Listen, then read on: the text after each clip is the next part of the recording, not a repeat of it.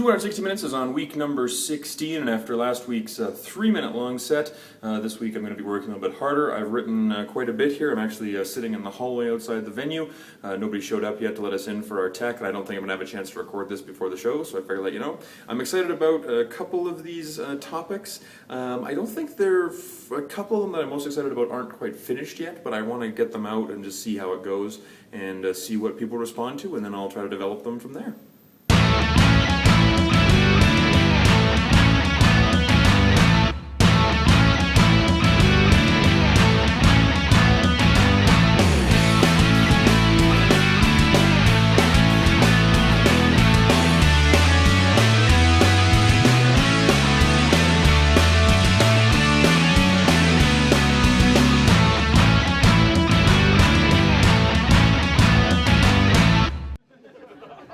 I was actually on the show here last week at Yuck Yucks. My face was on the poster outside, and somebody treated me like a realtor, and they like vandalized my poster, like they blacked out a tooth and stuff. I guess they could have said something more. I know, I probably deserve it. It's probably some shitty amateur comedian that I didn't compliment enough, you know? Like, oh no, you didn't bomb every fucking time.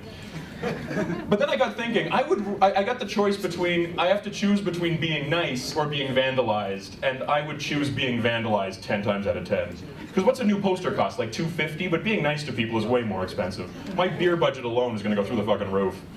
Like, I can't tolerate people normally. Like, I'm just not really friendly. It's not all of humanity like most people think. It's just most of humanity. Like, you're all listening to me, so you're in my good books. This is great. I love this. This is good. But everybody else, fuck those people. There's like 6 billion assholes out there that I can't stand. Next page. Here's how I know why dogs are better than cats. And yes, I'm doing a cat versus dog joke. Fuck you. I have to write 260 new minutes a year. There's no more hack premises for me, okay? I'm not even married. By week 40, I'm going to be talking about my wife. And oh, she makes me wash the dishes before putting it in the dishwasher. There's a lot of material already. But I know that cats are better than dogs because I know that because you ask the same question very differently when you talk about pets. Like when a dog shows up, you say, "Oh, can I pet your dog?" And when a cat shows up, you say, "Can I pet your cat?" Like, will you injure me? Is that okay? Like, it's an obligation with a cat where it's a treat with a dog. That's how I know everybody agrees. I was actually recently asked to cat sit for a friend of mine. And thank Christ I had a legitimate excuse not to, because I did not want to. But the excuse was really nice. But she asked me, and she was just covered, her arms and her chest were just covered in scratches. Like, just from head to toe. I was like, if you're gonna ask, put on a sweater or something. It's like handing somebody a bloody knife and saying, hey, hold this. It'll be fine. I'll tell you a bit about my friends. I actually play squash with the producer of this room. He is a good friend of mine, but he's a comedian friend. So we have this kind of weird relationship where a good example of it is sometimes in the day we're tied for games. Like, we could both go home kind of happy, but we both choose to play one more, hoping to make the other person miserable. We're just like, yeah, you know what, your unhappiness is more important than my unhappiness. Let's go for this and give this a go. Which I think is the reason that couples go camping. On the hope that the other person's just a little bit more miserable than they are that particular day. I actually have non-comedy friends as well, can you believe it?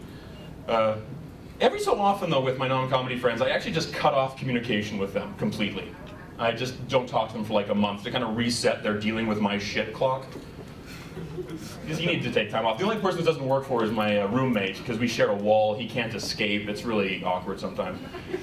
In fact, sometimes I think that the only reason that he has a girlfriend is so that he has a different bed to sleep in every other night. Just so he can get away from my shit. Like, if he ever goes on vacation, he will kill me. No judge would convict him either. No. There's a coffee shop downtown. No, really, there is. And yesterday I walked past it and I saw that it said it had sold luxury coffee. And it just occurred to me that all coffee is luxury coffee. Like, you have to live in a first world nation to buy something that seriously and aggressively dehydrates you. You have to have indoor plumbing and you have to have access to running water. Like, you just don't buy that when you don't have those things. So it's a little bit redundant, but anyways, I go inside and I have to kind of eat my own words because they actually sold a Nutella latte. which is luxury fucking coffee. And I bought one, and I realized as I was sipping it that my just only purchase of this thing, it like killed a kid in a third world country. Like just the opulence of it just reached out like a hand and smothered him to death as he walked back from getting water 3 miles away. You know? Side note, quick sidebar, why don't they move the towns closer to the wells? No, okay, I don't want to sound ignorant or anything, and I understand that the wells are tough to build, they're hard, they're rare, but the towns are pretty mobile, you know?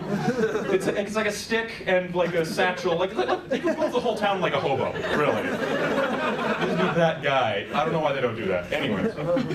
But it also occurred to me, oh, and actually, it was just a weird decision to not move the town. Like, that's hardly like you're in this, you know, oh, there's no choices here. You know, like you're caught between a hard place and laziness, really, is what it comes down to.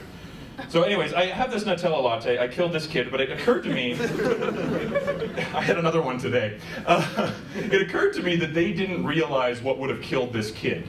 Like, they would have just attributed it to something else, like, oh, he tripped and fell, or maybe he was diabetic or something, didn't get his insulin because I had a Nutella latte. That insulin is mine. So, my wife. That bitch. She steals all the covers, am I right? I am right.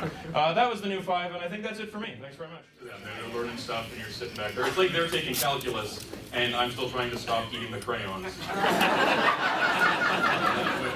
No? No? Well, really only one premise this evening that had any sort of legs, I think. The idea that coffee is a luxury item because of the dehydration and everything. I think that chunk kind of went well. Everything else, I might just scrap, frankly. Not my best, or something else was going on. Maybe I just didn't sell it right.